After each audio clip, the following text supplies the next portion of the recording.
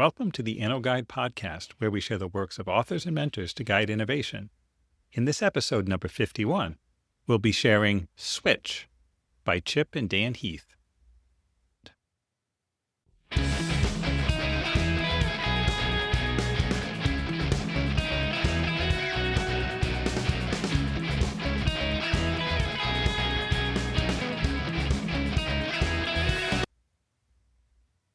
Chapter 1. 3 Surprises About Change. Let's talk about change, real lasting change. If you're like most people, you probably think change is hard because people are stubborn, lazy, or just set in their ways. But in this chapter, I want to surprise you. In fact, I want to give you 3 surprises about change that will flip your assumptions upside down. Let's start with a story.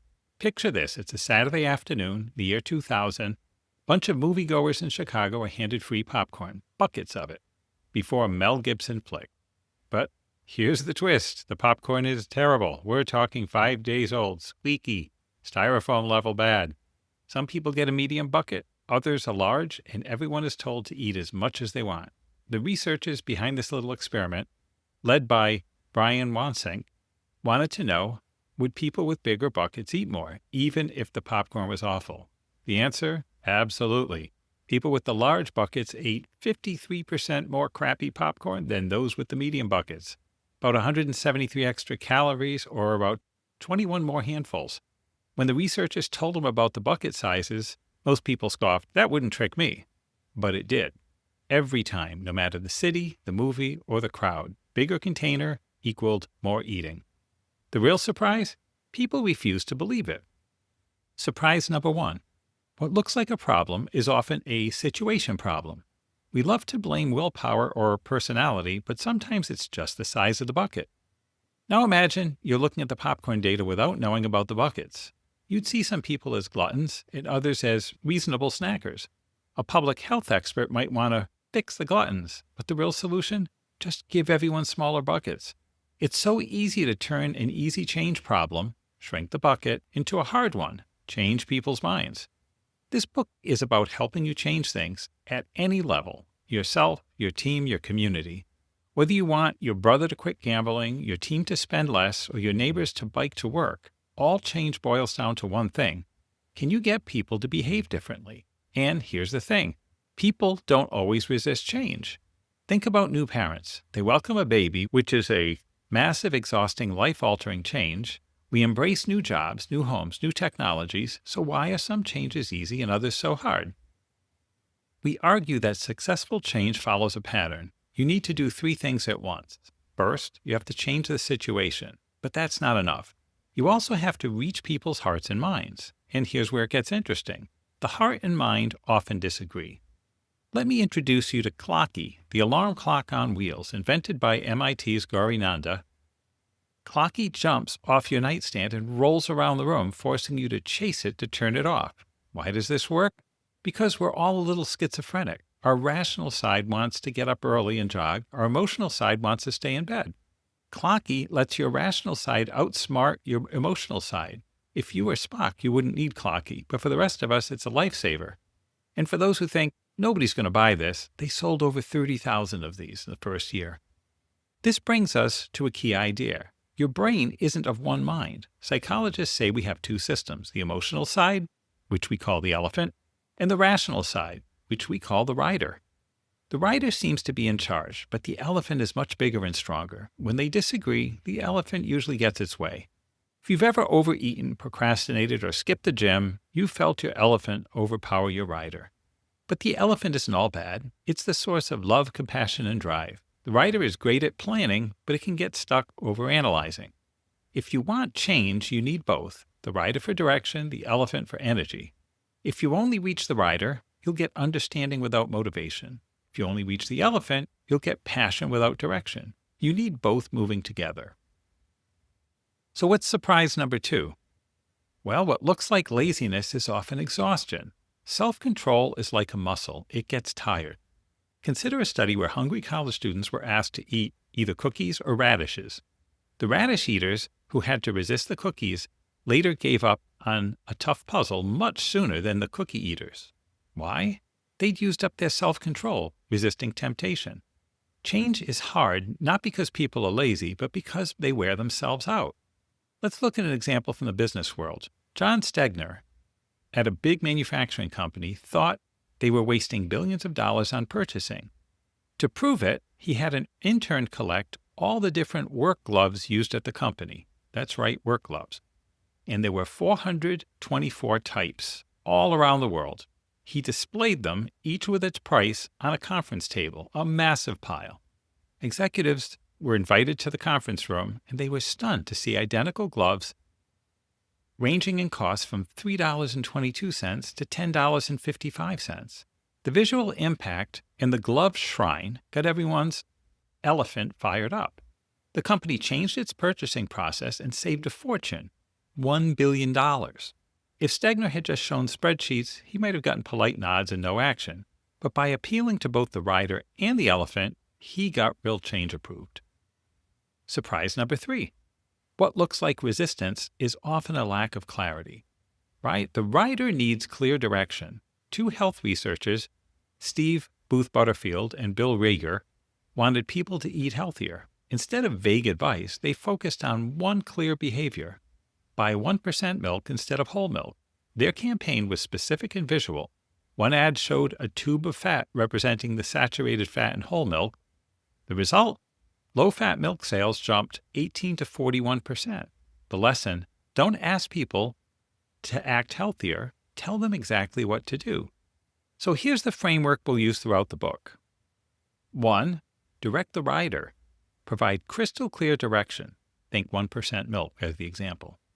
2. Motivate the elephant. Engage people's emotional side. Think cookies and radishes or the glove shrine.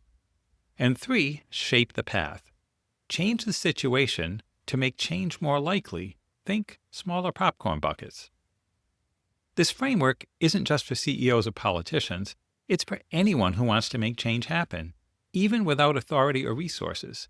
It's not a magic bullet. Sometimes people just don't want to change, but it will make change easier, and it's flexible enough for any situation. Let's end with a story of a big change. In 2004, Dr. Donald Berwick, CEO of the Institute for Healthcare Improvement, set a bold goal to save 100,000 lives in 18 months by reducing medical errors in hospitals. He announced this at a conference and said, "We're going to do this in 18 months. He gave hospitals 6 specific interventions, made joining the campaign easy, 1 page, sign up and you're in, and he motivated people with powerful stories, like the mother who lost her daughter to a medical error. 18 months later, he stood on the same stage telling the audience that hospitals had saved an estimated 122,300 lives, exceeding the 100,000 goal. Berwick had no authority to force change, but by directing the rider, motivating the elephant, and shaping the path, he made the impossible happen. So big changes can happen even if you don't have power or resources. Throughout this book, you'll meet people who made dramatic changes by following this framework. Whether you want to change your family, your organization, or your community, you'll get there by directing the rider, motivating the elephant, and shaping the path. Let's get started. Chapter 2. Find the bright spots. Let's dive into the first step of direct the rider, and that's all about finding the bright spots. If you want to change things, you need to give clear direction, not just motivation. The best way to do that? Look for what's already working, even in the most challenging situations. Let's talk about Jerry Sternin, who in 1990 was sent by Save the Children to Vietnam to tackle child malnutrition. The odds were stacked against him, and he had 6 months, no resources, didn't speak the language, and the government was skeptical. The conventional wisdom said malnutrition was caused by poverty, poor sanitation, and lack of clean water. Problems so big they felt impossible to solve, especially in 6 months. But Sternin didn't buy into the TBU, true but useless analysis. Instead, he asked a different question. Are there any very poor kids in these villages who are actually healthy? The answer was yes. So he and the local mothers went to see what these bright spot families were doing differently. What they found was surprising. The bright spot moms fed their kids 4 small meals a day instead of 2 big ones, hand-fed their children, especially when sick, and added foods like tiny shrimp, crabs, and sweet potato greens to the rice, foods that were available but not typically given to kids. These tweaks, though small, made a huge difference in nutrition. But Sternin knew that just telling people about these practices wouldn't change behavior. So he organized cooking groups where mothers practiced these new habits together, acting their way into a new way of thinking. The result, 6 months later, 65% of the kids were better nourished, and the change stuck, even for kids born after Sternin left. The approach spread to millions across Vietnam. What's the lesson here? When you're facing a big, complex problem, don't get paralyzed by all the things that are broken. Instead, look for the bright spots, those rare cases where things are going right, and figure out how to do more of that. It's about giving the rider, the rational planning part of our minds, a clear, specific direction. This approach isn't just for international aid. Take Bobby, a troubled 9th grader, who was constantly in trouble at school. His counselor, John Murphy, didn't dig into Bobby's past or try to fix his home life. Instead, he asked Bobby about times when he didn't get into trouble. It turns out, in Ms. Smith's class, Bobby behaved well. Why? Because Ms. Smith greeted him at the door, gave him work he could handle, and checked that he understood instructions. Murphy shared these practical tips with Bobby's other teachers, and Bobby's behavior improved dramatically. This is the essence of solution-focused therapy, which asks questions like the miracle question. If a miracle happened and your problem was gone, what would be the first small sign? And the exception question. When was the last time you saw a little bit of this miracle? The idea is to find and analyze the moments when things go right, then clone those successes. The same principle applies in business. When Genentech launched asthma drug Xolair, sales lagged, except in Dallas-Fort Worth, where 2 saleswomen were selling 20 times more than their peers. Instead of celebrating and learning from this bright spot, managers were suspicious, thinking the woman had an unfair advantage. But the real difference was their approach. They helped doctors understand how to administer the drug, not just its benefits. This drug was administered by IV, and many doctors were unfamiliar with this in an office environment. The point is, our rider loves to analyze problems, but often gets stuck in analysis paralysis.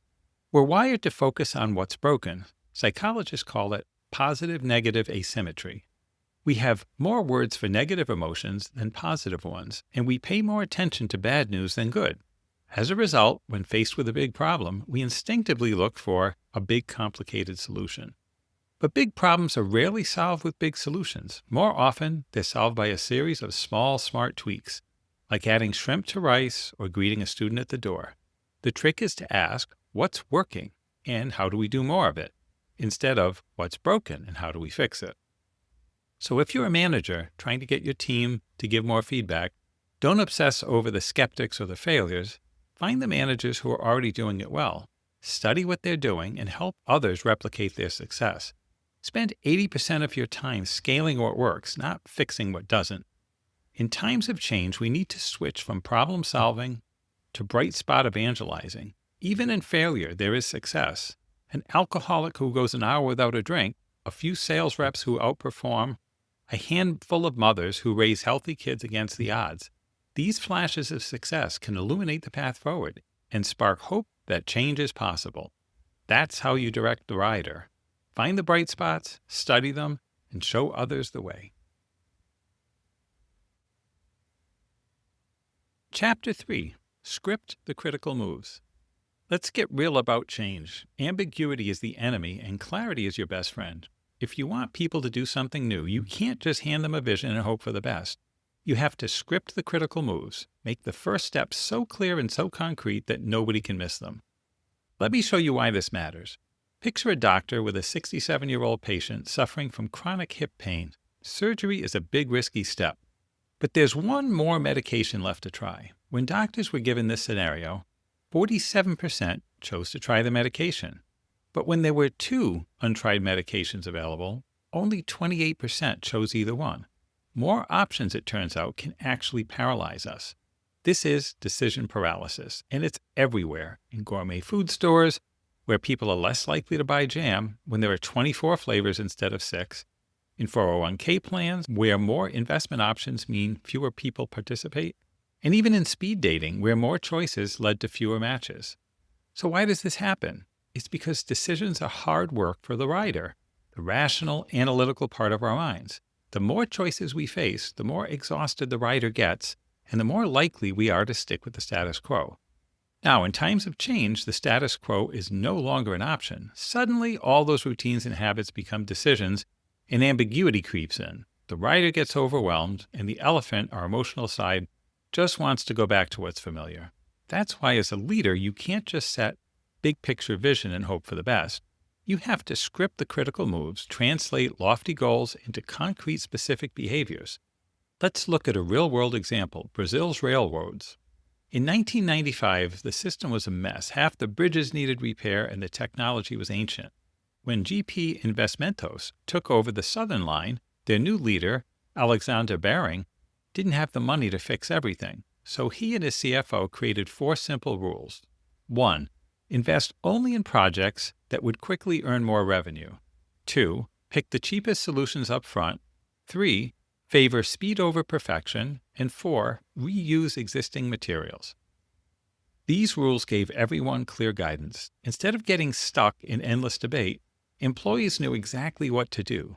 The result? In just 3 years, the company went from a massive loss, $80 million, to a healthy $22 million profit.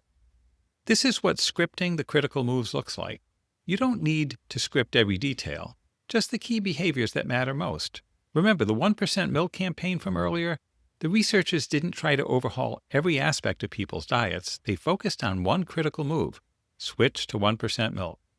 Let's bring this down to the everyday. Imagine Barbara, controller at a consulting firm, is frustrated because 38% of employees, over a third of them, always turn in their expense reports late. She could keep nagging, but that doesn't work. Instead, she should look for bright spots. What are the on-time employees doing differently? Maybe they log expenses as they go. Then script the critical moves for everyone else. Here's how to log expenses. Here's when to do it. Here's how to submit. Make it as easy as possible. Preload names, provide envelopes for receipts, and highlight that most people are already on time. Clarity and simplicity beat nagging every time. People also like to be doing what everybody else is doing. They don't want to be falling behind. So highlighting that most people are doing it on time is probably one of the more key aspects of this, according to the story. But what happens when you don't script the moves? You get the food pyramid, a well-intentioned but hopelessly confusing guide to healthy eating.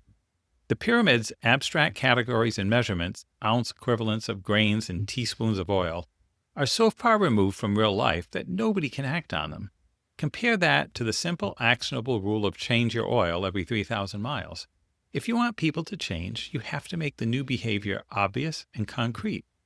This isn't just theory. In a study of organizational change, the most successful efforts set clear behavioral goals, not just abstract targets. It's not enough to say, improve inventory turns by 50%. You need to say, project teams will meet weekly, and each team will include one person from every department. How far can this go? Consider a study of 110 parents who had abused their children. Half received standard anger management theory. The other half got parent-child interaction therapy, PCIT, which scripts very specific behaviors, like play with your child for 5 minutes a day, let the child lead, praise good behavior, describe what you see, give clear and reasoned commands. The results were dramatic. Only 20% of the PCIT group re-offended, compared to 60% of the anger management group. Even in the toughest situations, scripting the critical moves can change behavior. Here's another example. Howard, South Dakota. The town was dying, jobs gone, young people leaving, houses cheap. High school students surveyed the community and found that half the residents shopped outside the county. They calculated that if everyone spent just 10% more locally, it would boost the economy by $7 million. They presented this simple, concrete goal to the community, and people responded. A year later, local spending had increased by double that, $15.6 million, and the town began to thrive again. The lesson? Big problems don't require big, complex solutions. They require clear, simple scripts for action. Buy 1% milk. Don't spend cash unless it makes cash. Shop a little more in minor county. When you give people clarity, resistance melts away. So if you want to create change, don't just set a vision. Script the critical moves. Make the first step so clear and concrete that nobody can miss it. That's how you get the rider moving, and that's how you make change happen. Chapter 4. Point to the destination. Let's talk about what it really means to point to the destination when you're trying to create change.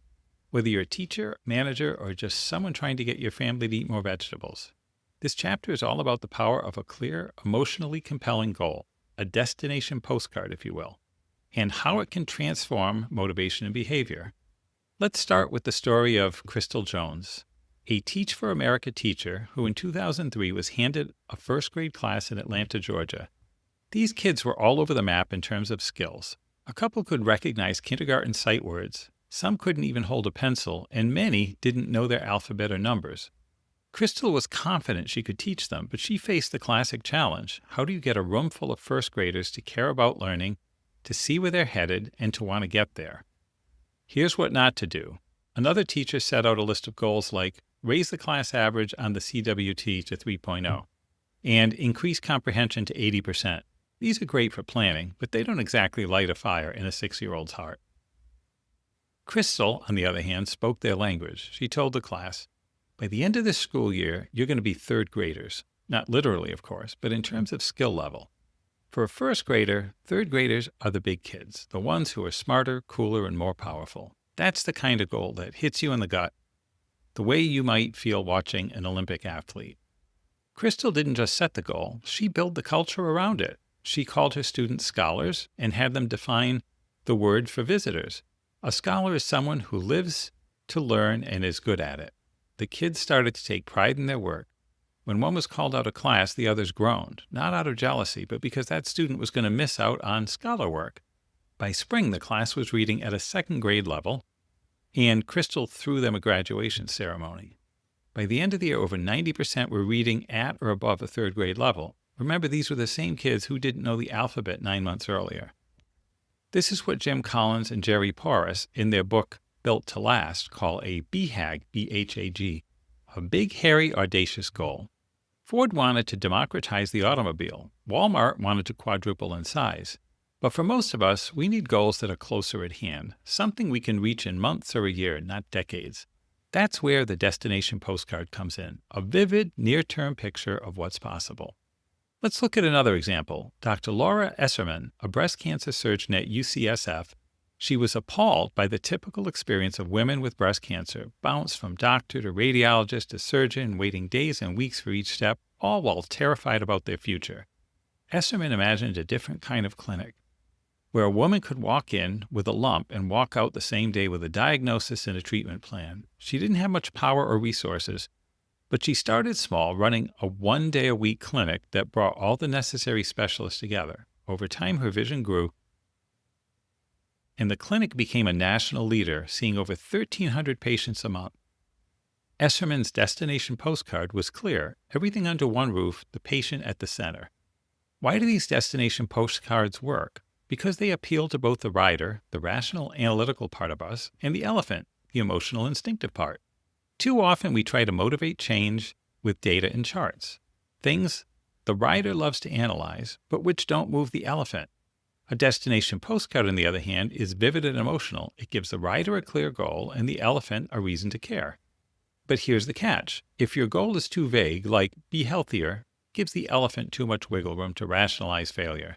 That's why you need a goal that's both specific and inspiring. Let's not forget the business world. Jack Rivkin took over Shearson Lehman's research department when it was ranked 15th on Wall Street. He set a clear, compelling goal. We're going to crack the institutional investor top 5. He scripted critical moves like making 125 client calls a month and sharing credit in presentations. He gave his team a destination to rally around, and within 3 years, they were ranked first. The lesson? Don't obsess about plotting every step of the journey. You can't. What you need is a strong beginning, a strong ending, and a destination postcard that everyone can see and want. The middle will work itself out as you go. So, if you want to create change, give your people a destination they can see, feel, and believe in. Make it vivid, make it emotional, and then get moving. Chapter 5. Find the feeling. Let's get real. If you want people to change, you can't just bombard them with facts and logic. You have to make them feel something. That's the big idea in Chapter 5. Change doesn't start with analysis, it starts with emotion. If you want to move the elephant, you have to find the feeling.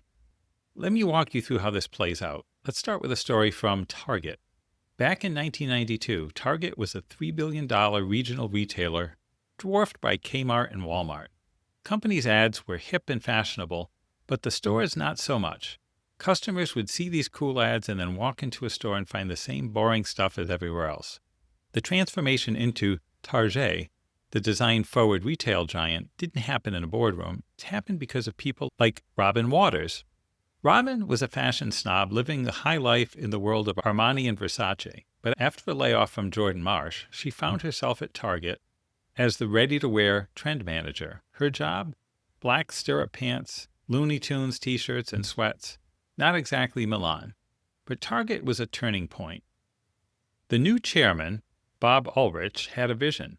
Target would become an upscale discounter, a place where design mattered. He wanted the bullseye logo to be as beloved as Coca-Cola or Lego.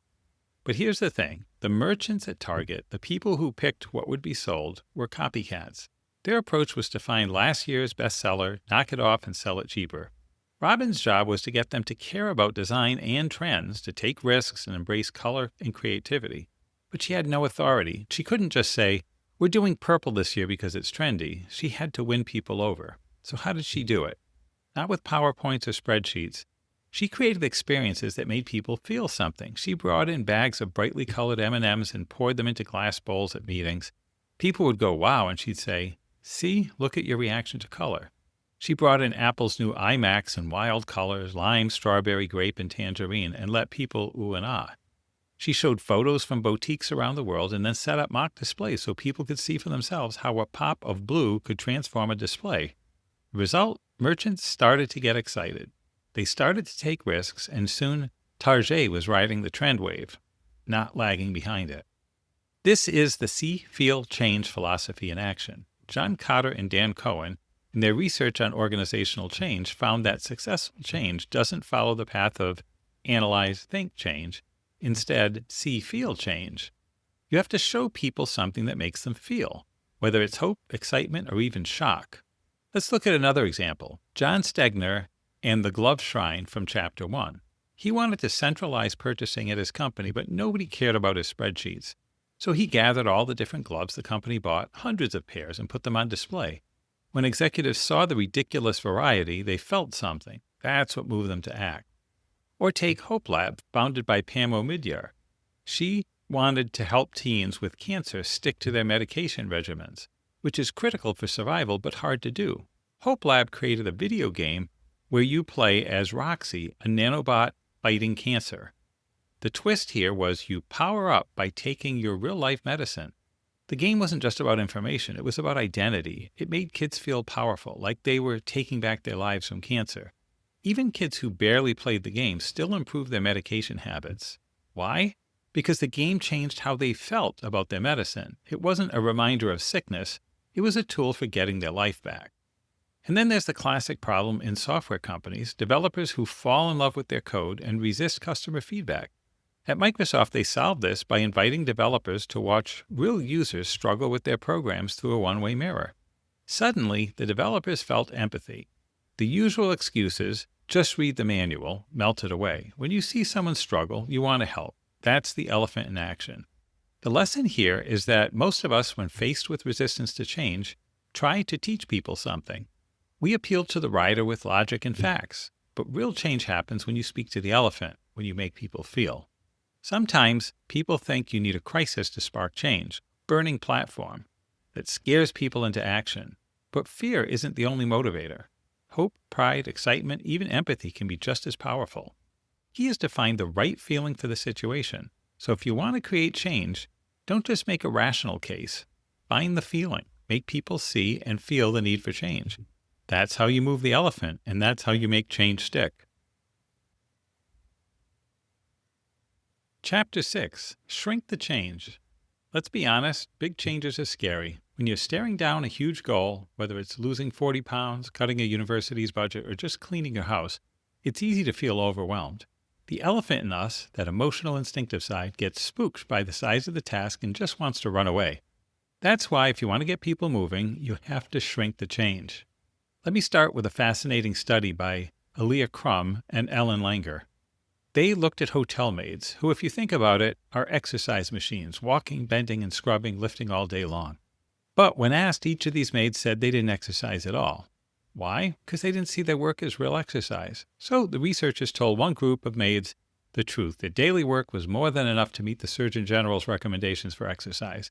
They even gave them calorie counts for each task, 40 calories for changing linens, 100 for vacuuming, and so on. 4 weeks later, those maids had lost an average of 1.8 pounds, while the control group lost nothing. The only thing that changed was their mindset. They realized they were already exercisers, not slackers. That little boost of progress made all the difference. It's the same psychology behind a clever car wash promotion. One group of customers got a loyalty card that needed 8 stamps for a free wash. Another group got a 10-stamp card, but with 2 stamps already filled in. Both groups needed 8 more washes, but the Head Start group was much more likely to finish their cards. Why? Because it feels good to be partway there. We're more motivated when we feel like we've already made progress. This idea, giving people a sense of progress, is powerful. If you're leading a change, don't just focus on what's left to do. Remind people what they've already accomplished. Put 2 stamps on their card. Show them they're not starting from zero. Let's look at a real-world example. Mary Carr, the CFO of a university facing a budget crisis. She needed every department to cut 5%, but that kind of ask inspires dread and resistance. So she broke the task into tiny chunks. Each week, she'd ask department heads to look at just a few budget lines, office supplies, travel, training, see if they could trim 5% from those.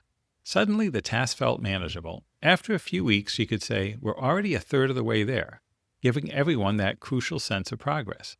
She also built tiny habits by sending out regular Monday updates and rallied the herd by having department heads share their progress at a retreat, creating positive peer pressure. This shrink the change approach works everywhere. Take house cleaning. The Fly Lady, a home organizing guru, suggests the 5-minute room rescue. Set a timer for 5 minutes and tackle the worst rooms in your house. When the timer's up, you're done. It's a trick for the elephant. 5 minutes doesn't sound so bad, and once you start, you'll probably keep going. The hardest part is getting started. Or look at Alcoholics Anonymous. The idea of never drinking again is overwhelming, but just for today is doable. That's shrinking the change. Or consider marriage therapy. Instead of asking a couple to stop fighting forever, the therapist might ask the husband to give his wife a good morning kiss. That tiny act can start a positive spiral. One small win leads to another. Personal finance guru Dave Ramsey uses the same principle. He tells people to pay off their smallest debt first, even if it's not the one with the highest interest rate. Why? Because a quick win builds momentum. Once you see progress, you start to believe you can do it. Here's another great example. Solution-focused therapists use a miracle scale with their clients. If 10 is the miracle and you're at a 2, that's already 20% of the way there. They celebrate every step forward, no matter how small. It's about building hope and confidence, 1 inch pebble at a time. The lesson, if you want to motivate a reluctant elephant, lower the bar. Make the first step so small it's impossible to refuse. Celebrate progress, no matter how minor. Engineer early wins, because once people start moving, even a little, they'll start to believe they can go the distance. So the next time you're facing a daunting change, don't try to leap the whole chasm at once. Shrink the change, find the first tiny step, and take it. That's how big change really happens. Chapter 7. Grow Your People. Let's talk about what it really takes to help people change. Not just for a moment, but for good. If you've been following along, then you know the rider, our rational side, needs direction, and the elephant, our emotional side, needs motivation. There's another crucial ingredient: confidence. The elephant has to believe it can do it. That's what this chapter is all about, how to grow your people so they feel big enough to tackle big changes. The power of identity. Let's talk about identity. When people make decisions, they don't just weigh pros and cons. They ask themselves, who am I? What would someone like me do in this situation? If your change effort clashes with someone's identity, you're in trouble. But if you can make your change a matter of identity, you're halfway there. Let's take the story of Lovelace Hospital in Albuquerque. They had a problem with nurse turnover. Instead of asking why nurses were leaving, they asked why some nurses stayed. The answer? The nurses who stayed were fiercely loyal to the identity of being a nurse. So the hospital started celebrating extraordinary nursing, creating mentorship programs, and emphasized the nobility of the profession. The result? Nurse satisfaction soared, turnover dropped by 30%, and even patient satisfaction improved. When people see themselves as part of something meaningful, they stick around. The growth mindset. Identity isn't enough. You also need a growth mindset, the belief that abilities can be developed through effort and learning. Carol Dweck's research is legendary here. In one study, 7th graders were taught that the brain is like a muscle. The more you use it, the stronger it gets. The result? Their math grades improved, and even the most turned-off kids started working harder. One boy, Jimmy, said with tears in his eyes, "You mean I don't have to be dumb?" That's the power of a growth mindset. In business, we often forget this. We think in terms of planning and execution with no room for learning or practice. But real change is messy. As Harvard's Rosabeth Moss Cantor says, everything can look like a failure in the middle. IDEO, the famous design firm, even has a project mood chart that shows a U-shaped curve, hope at the start, despair in the middle, and confidence in the end. The lesson? Expect failure along the way. It's not a sign you're doomed, it's a sign you're learning. Learning from failure. Let's look at a high-stakes example. Hospitals adopting minimally invasive cardiac surgery, MICS. This new technique was much less traumatic for patients, but it was incredibly hard to learn. Some hospitals succeeded, others failed. The difference? The successful team saw MICS as something to learn, not something to perform perfectly right away. They practiced together, expected mistakes, and focused on getting better. The teams that failed were the ones who wanted to shine from the start. They gave up when things got tough. There's a great story from IBM, too. In the 1960s, an executive made a $10 million mistake. The CEO, Tom Watson, called him in. The executive assumed that he'd be fired. Watson said, "Fire you? I just spent $10 million educating you." That's a growth mindset in action. Transforming a school. Now let's talk about Molly Howard, a principal in Georgia. Her school was struggling. Most students lived in poverty and only 15% went to college. Many teachers believed some kids just couldn't succeed. Howard changed that. She abolished the college-bound and vocational tracks and told every student, "You're college-bound." She beefed up support, matched students with advisors, and changed the grading system. Now instead of a D or an F, students get "not yet." The message, "You can do better, and we believe you will." The result? Graduation rates soared, test scores improved, and the school was reborn. Howard was named U.S. Principal of the Year. Embracing the struggle. Change is hard. You'll have salsa moments, times when you feel ridiculous, out of place, or like a failure. Trust us, we've been there, flailing through the salsa lessons. But you can't learn to dance, invent, or lead without failing. The key is to expect those moments and see them as a part of the journey. Fixed versus growth mindset. Which brings us back to a quick quiz. Do you believe you're a certain kind of person who can't really change? Or do you believe that you can always change and grow? If you pick the first, you have a fixed mindset. If you pick the second, you have a growth mindset. The growth mindset is what helps people persevere, learn from failure, and ultimately succeed. The big picture. So grow your people, help them adopt a new identity and a growth mindset. Celebrate effort, not just results. Expect failure and frame it as learning. Remind people that abilities can be developed. And above all, keep the elephant moving forward one step at a time. That's how you grow your people, and that's how you make change stick. Chapter 8. Tweak the environment.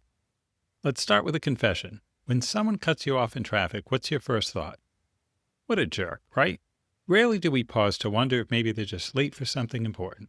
This is the fundamental attribution error in action. Our tendency to blame people's character for their actions rather than considering the situation they're in. But what looks like a people problem is often a situation problem. This chapter is all about the third part of our change framework, shaping the path.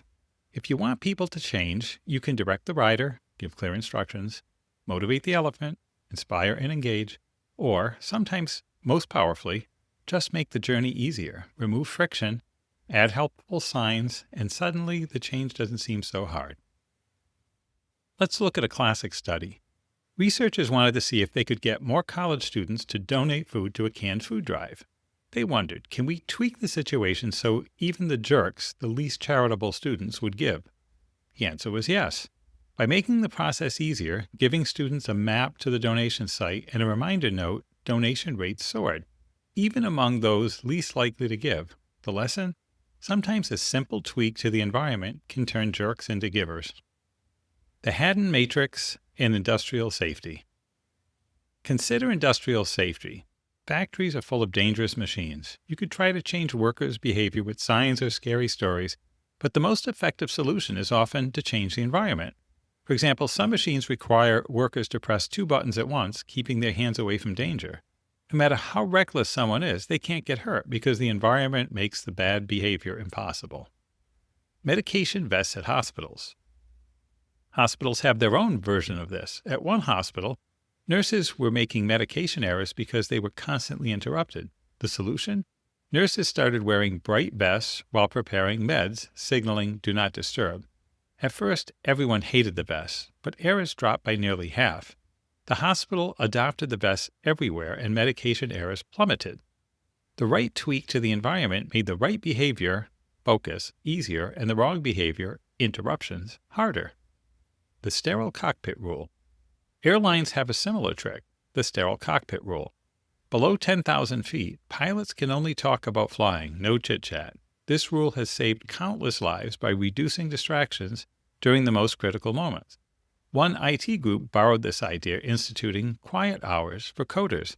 Productivity soared, and they hit a tough 9-month deadline. Again, the right environment made the right behavior, deep focus, the default. Self-manipulation, outsmarting ourselves. We can use these tricks on ourselves too. One of us, Chip, was constantly distracted by email alerts, so he turned off the sound and covered the alert icon with a Post-it. Dan went even further. He bought an old laptop, deleted the browsers and wireless drivers, and used it for writing in coffee shops. No internet, no distractions. The point? Environmental tweaks beat self-control every time. Brian Wansink, the food researcher, tells dieters to use smaller plates and bowls. Big plates mean big portions, and we're wired to finish what's on our plate. So swap out your dinnerware and you'll eat less without even thinking about it. Another friend lays out jogging clothes the night before, making it easier to exercise in the morning. Someone else freezes her credit card in a block of ice to prevent impulse spending. These are all ways of shaping our own path. Amanda Tucker and the Office Makeover. Amanda Tucker, Nike's country manager in Vietnam, faced a difficult challenge. She wanted to be accessible to her team, but when people came to her office, she'd keep typing at her computer, making them feel unimportant. The problem wasn't her character, it was her office layout. She rearranged her furniture so she faced her guests, with the computer out of sight. Her communication scores soared. Sometimes a new environment makes you a new kind of person. Rackspace, from denial of service to fantastic support. Let's talk about Rackspace, the web hosting company. In the early days, they saw customer service as a cost to be minimized. They made it hard for customers to reach them, classic denial of service. But then founder Graham Weston flipped the script. He threw out the call queuing system. Now when a customer called, the phone rang until someone picked it up. No more dodging. This simple change forced everyone to help customers, and it became a symbol of their new service ethic. They even started giving out straitjacket awards to employees who went above and beyond for customers. The result, Rackspace became the first hosting company to turn a profit, grew like crazy, and was named one of Fortune's best places to work. The lesson? It's not a character problem. What transformed Rackspace's people? Nothing. They were the same folks as before, just in a new environment. The old behavior, ignoring customers, became harder, and the new behavior, helping customers, became easier. Same goes for Amanda Tucker, the hospital nurses, and the jerks in the canned food drive. What looks like a character problem is often a situation problem. Big takeaway here is if you want to change behavior, your own or others, don't just focus on willpower or motivation. Shape the path. Make the right behaviors easier and the wrong ones harder. Sometimes a simple tweak to the environment is all it takes to make a change stick. Chapter 9. Build Habits. Let's start with a story that on the surface seems almost miraculous. Mike Romano grew up in Milwaukee, the youngest of 4 boys, with a handyman dad and an artist mom. He had a temper, so much so that after a high school fight that ended with someone going through a window, he joined the Army to avoid court. He ended up in Vietnam with the 173rd Airborne, a unit notorious for rampant drug use. Romano, who'd never been into drugs, got hooked on opium after being injured by a landmine. Like many soldiers, he found drugs everywhere: opium-laced joints, liquid opium, even opium gum. The U.S. government was terrified about what would happen when all these addicted soldiers came home. But when researchers followed up with these vets a year after their return, only 1% were still addicted, the same rate as before the war. How could so many people kick such a powerful habit so quickly? The answer is that people are incredibly sensitive to their environment and the culture around them. In Vietnam, drugs were everywhere, and using them was normal. Back home in Milwaukee, Romano was surrounded by people who loved him, who expected him to be drug-free, and who made drug use difficult and shameful. He had a girlfriend who pressured him to quit, interesting work, and a community that reinforced his old, healthy identity. In short, his environment changed, and so did his habits. This is a powerful lesson. Our habits are stitched into our environment. When the environment changes, habits can change too. Research backs this up. People are much more likely to make successful life changes when they move to a new place. But since most of us can't just relocate to break a bad habit, we need more practical tools. Environmental tweaks and mental triggers. Small tweaks to our environment can make a big difference. Remember Amanda Tucker from the last chapter? She rearranged her office to make it easier to listen to her employees, which helped her build a new habit of being present. At Rackspace, when they threw out the call queuing system, customer service staff quickly developed the habit of answering the phone. But habits aren't just environmental. They're also mental.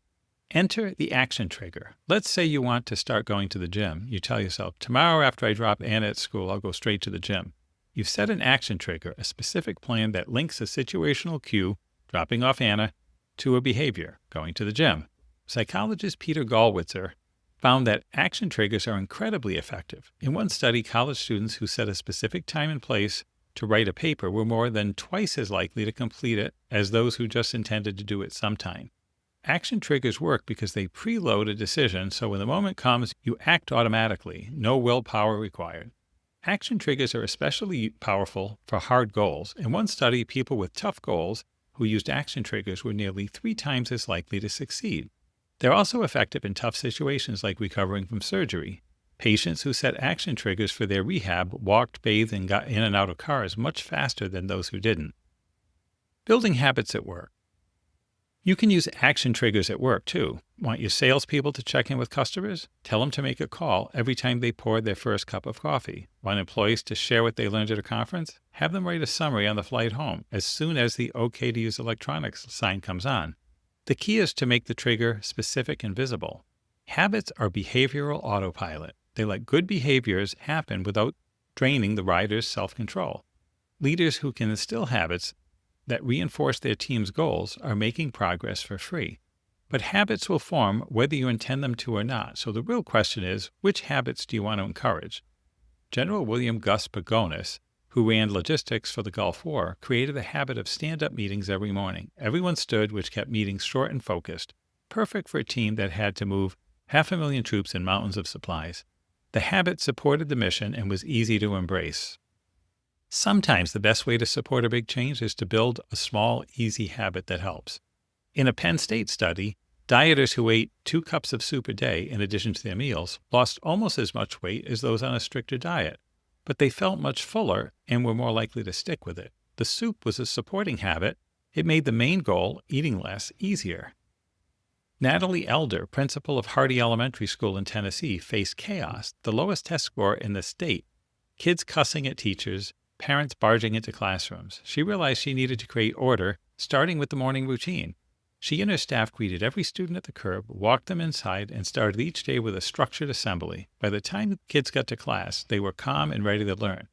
Elder's new routines tamed the chaos and made good behavior the default. There's one more tool that combines environmental tweaks and habit building, the checklist. It may sound boring, but checklists can be game changers. Dr. Peter Probost's 5-step checklist for inserting IV lines in ICUs nearly eliminated deadly infections and saved hundreds of lives. Checklists direct the rider, making the right way to do things clear and consistent. They also protect against overconfidence and blind spots, whether you're running a hospital or making business deals. Habits are the secret weapon of change. They let you and your team make progress on autopilot without burning out your willpower. You can build habits by tweaking the environment, setting action triggers, and using checklists. And remember, what looks like a people problem is often a situation problem. If you want to change behavior, start by shaping the path. In the next chapter, we'll see how the influence of other people, the herd, can make change even easier, because it's always easier to travel a long road when you're not alone. Chapter 10. Rally the herd. Let's start with a simple truth. Whether you're in a new or ambiguous situation, you look to others for cues on how to behave. Maybe it's your first time at a fancy dinner party and you're not sure which fork to use, or you're in a new country and don't know the local customs. What do? You watch the people around you. Our social antennae are always up, especially when we're unsure. But in times of change, everyone is unsure. That's why when you're trying to create change, you have to pay close attention to social signals. The elephant, our emotional side, is a herd animal. It wants to do what everyone else is doing. So if you want to change behavior, you need to rally the herd. Power of social proof. Let's look at some classic research. In one study, students were put in a room to fill out a survey. Suddenly, smoke started pouring into a vent. When students were alone, 75% got up and reported the smoke. But when 3 students were together, only 38% did anything. Each person looked to the other for cues, and when no one moved, everyone assumed it was fine, even as the room filled with smoke. In another study, people heard what sounded like a woman falling and getting hurt. Alone, 70% helped. In pairs, only 40% did. The lesson? In ambiguous situations, we look to the herd, and sometimes that means nobody acts. This is why baristas and bartenders seed their tip jars, and why sitcoms use laugh tracks. We're wired to follow the herd, even in subtle ways. A hotel study found that guests were 26% more likely to reuse towels if a sign said, "The majority of guests at this hotel reuse their towels." If the sign had said only 8% reuse their towels, the effect would have been the opposite. The herd's behavior is contagious. When the herd is against you. But what if the herd is doing the wrong thing? That's the challenge Gerard Cauchon faced as editor of a dry academic journal. He needed professors to submit their research, but the process was slow and competitive. The solution? He publicized the name of those who submitted on time, making the right behavior visible and contagious. When the herd is on your side, publicize it. When it's not, you have to work harder to flip the norm. The designated driver campaign. Sometimes you can create a new social norm from scratch. In the late 1980s, Jay Winston at Harvard wanted to popularize the idea of the designated driver. He worked with TV producers to weave the concept into shows like Cheers and LA Law. The message was simple. The life you save may be your own. Within 3 years, 90% of Americans knew the term, and alcohol-related traffic deaths dropped by thousands. Winston used the power of television to simulate a social norm, and the herd followed. The Fataki campaign in Tanzania. Now let's go global. In Tanzania, sugar daddy relationships, older men seducing young girls, were a major driver of the AIDS epidemic. The problem was cultural. Everyone knew it was wrong, but no one talked about it. A team of public health experts realized they couldn't just scold the men or convince the girls to say no. Instead, they created a villain, Fataki, a sleazy older man who always failed in his attempts to seduce young women. Thanks to the intervention of bystanders, radio spots made Fataki a laughingstock, and soon the whole country was talking about him. The word Fataki became shorthand for predatory men, and people started to intervene. The campaign changed the culture by rallying the herd. Challenging organizational culture, the hospital case. Culture change isn't just for countries. It's critical in organizations, too. After the tragic death of Libby Zion, hospitals were told to limit residents' work week to 80 hours. But many hospitals ignored the rule. MIT's Catherine Kellogg studied 2 hospitals, Alpha and Beta. Both had reformers who wanted to change, but only Alpha succeeded. Why? Because Alpha's reformers met daily in free spaces, private supported meetings where they could develop a new language and identity around the change. They talked openly about the benefits of the new system and built an us versus them mentality that helped the new culture take root. At Beta, meetings were short, public, and unfocused, so the reformers never gained momentum. The lesson? To change culture, you need to give reformers a place to gather, build habits, and create a new language. Practical clinic. John's BlackBerry addiction. Let's bring it home with a practical example. John is addicted to his BlackBerry. He checks it constantly, even in meetings and at dinner. How do you help him change? Use all 3 parts of the framework. 1. Direct the rider. Find the bright spots. When does John not check his BlackBerry? And set clear black and white goals, such as no BlackBerry after 6 p.m. 2. Motivate the elephant. Make him feel the impact. Have him read his last 10 emails aloud to see if any of them were urgent, or show him a news story about texting and driving accidents. Remind him of his identity. You're usually so in control. Why let this device run your life? And 3. Shape the path. Tweak the environment. Lock the BlackBerry in the car while driving. Turn off the buzz and lights, or even have his colleagues stare at him every time he checks it in a meeting. The big takeaway here, change is contagious. If you want to make change stick, rally the herd, make the right behavior visible, and give reformers a place to gather and help people see themselves as part of a new, better group. When the herd moves, the elephant follows. Chapter 11. Keep the switch going. Let's start with a bit of wisdom you've probably heard. A long journey starts with a single step. It's true, but let's be honest, a single step can also be the start of a short, ill-fated stroll that fizzles out before you've even broken a sweat. The real challenge isn't starting the journey, it's keeping it going. So how do you keep those steps coming, especially when the path gets tough or the excitement wears off?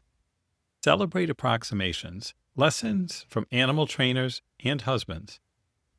The first thing you need to do is recognize and celebrate that first step.